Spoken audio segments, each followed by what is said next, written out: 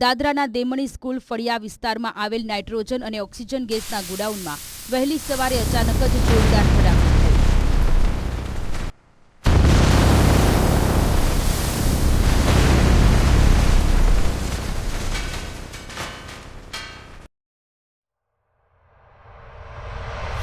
જે સવારે મેં અહીંયા ઓટલા પર ઊભો હતો, અહીંયા ઊભો હતો અને 9:15 થી 20 મિનિટમાં આ બોમ્બ સ્પોટ થયો। ધડાકો એટલો પ્રચંડ હતો કે સમગ્ર વિસ્તાર ધ્રુજી ઉઠ્યો। ગોડાઉનની છત અને દિવાલો પળવારમાં જ કાટમાળમાં ફેરવાઈ ગઈ અને સિલિન્ડરો દૂર દૂર સુધી ફંગોળાઈ ગયા। દાદરા નગર હવેલીની ડેમણી વિસ્તારની અંદર આજે વહેલી સવારે જે છે એક મોટો બ્લાસ્ટ થયો હતો।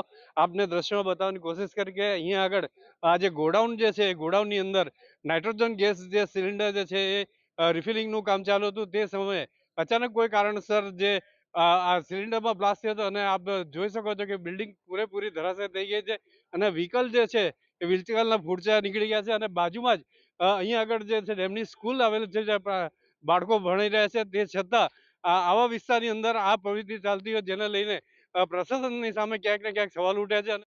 આ દુર્ઘટનામાં કુલ 8 લોકો ઘાયલ થયા હતા, જેમને તાત્કાલિક સારવાર માટે હોસ્પિટલ ખસેડવામાં આવ્યા, પરંતુ સારવાર દરમિયાન 4 લોકોના કરુણ મોત નીપજ્યા। હાલ બાકી રહેલા ઘાયલોની સ્થિતિ ગંભીર હોવાનું જાણવા મળે છે। આજે સવારે મેં અહીંયા ઓટલા પર ઊભો હતો, અહીંયા ઊભો હતો અને 9:15 થી 20 મિનિટમાં આ બોમ્બ સ્પોટ થયો। બોમ્બ સ્પોટ થયો એટલે આ બધું ડેમેજ થઈ ગયું। ધડાકો થયો 10-15 મિનિટ અમે કોઈને એકમેકને ઓળખી નથી શકતા, ધુવાથી પછી ગભરાઈને બધી ના ભાગ થઈ ગઈ। પછીથી બધા લોકો દોડી આવ્યા।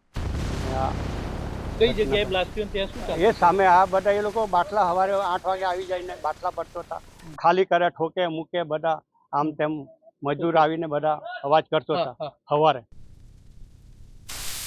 ધડાકાની તીવ્રતા એટલી ભયાનક હતી કે આસપાસના મકાનોના કાચ તૂટી ગયા, કારોને પણ ભારે નુકસાન પહોંચ્યું અને સમગ્ર વિસ્તારમાં ભયનો માહોલ છવાઈ ગયો। ઘટના બાદ ફાયર બ્રિગેડની ટીમો અને પ્રશાસનના અધિકારીઓ તાત્કાલિક સ્થળ પર દોડી આવ્યા।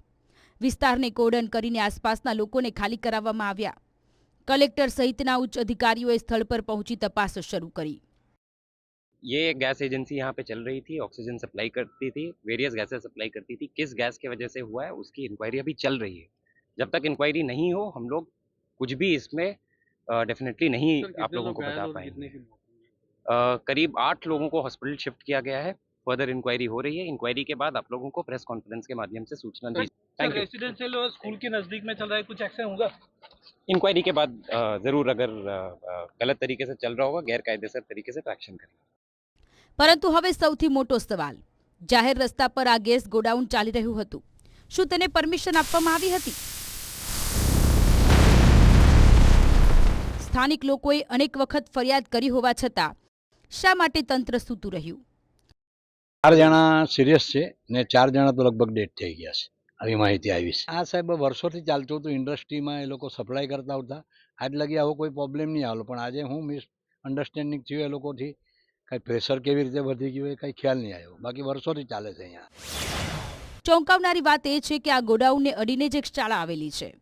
જો આ ઘટના 2 કલાક પહેલા બની હોત તો નિર્દોષ બાળકોના જીવને પણ ખતરો હોત। આ વિચાર માત્રથી જ રૂવાડા ઊભા થઈ જાય છે। મારા મકાનમાં 2 ગાડીનું નુકસાન થઈ ગયું, બારી દરવાજા આ પતરા બધા ભાંગી ગયા છે, આના પર બધું ગાડીના કાચ કે બધું ભાંગીને પડ્યું છે।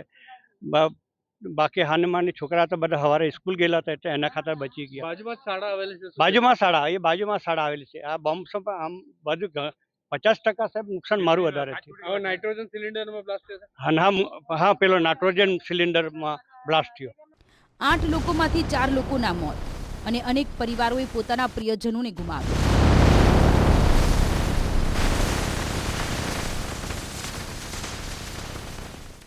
હાલ સમગ્ર વિસ્તારમાં રોષ અને શોકનો માહોલ જોવા મળી રહ્યો છે। આખરે જવાબદારી કોની?